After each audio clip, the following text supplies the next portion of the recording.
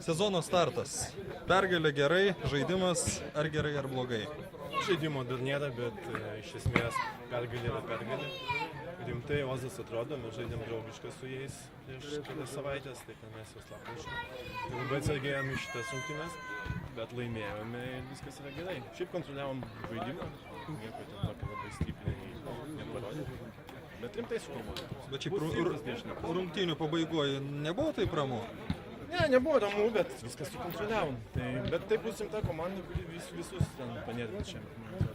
VVG bus tokia pat komanda kaip ir pernai, kuri muš vieną įvartį, po to sėkmingai atsitrauks ir... Vėl tą patį šneka. Taigi pernai metais buvom antra pagal daugiausiai mušusių įvarčių komanda. Ir vėl vieną ir atsitraukė.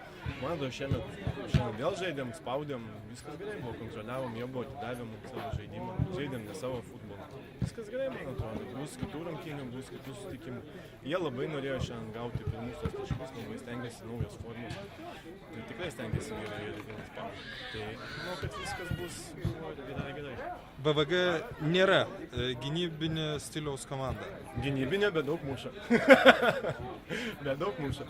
Ačiū.